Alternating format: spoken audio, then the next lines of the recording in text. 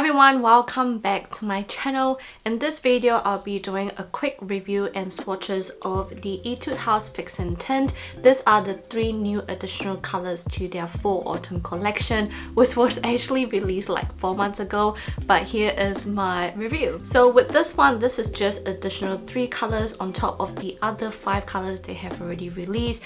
I have done my full detailed review of that, which includes the mask test, the longevity, the transfer test, everything you want to know about that tint will be in that video, and this video will solely be just talking about these 3 new additional colors. So if you guys want to pause this video and watch my first part, check it out up here, and I'll put it in the description box below as well. So with these 3 additional new colors, as I've mentioned, it is like the fall autumn version, which I absolutely love because I love fall autumn colors, because that's when you get all your plummy shade, all the dark burgundy color shade, all those warm tone.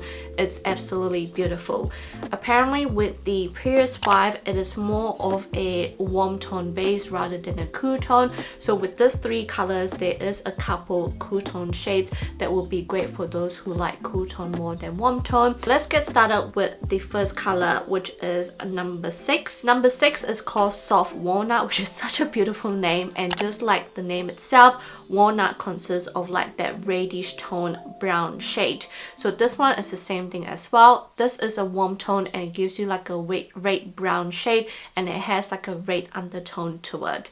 Now this one, you can compare this with number 1 and 2, and you can see that this is much more darker than number 1 and 2 as well, and much more warmer as well. In terms of this, you can obviously apply as a gradient or as a full lip, but as a gradient lip you see much more of that rosy vibrant color, but when you do build up and make into a full lip, that's when you see more of that red tone shade. Number 7 is what I'm wearing right now, and this one is called Cranberry Plum, and I have to say this is my absolutely favorite amongst these 3 colors because I do love this kind of shade.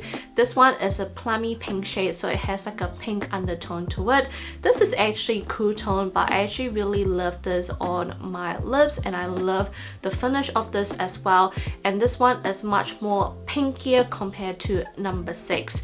Now this one have no comparisons for this one compared to the other 5 in the collection, because this one I feel like is probably the darkest color amongst all of these 8 colors, if that makes sense. Number 8, it is called Dusty Beige, and just like the name itself, it gives you like a dusty pink shade but also like a beigey color.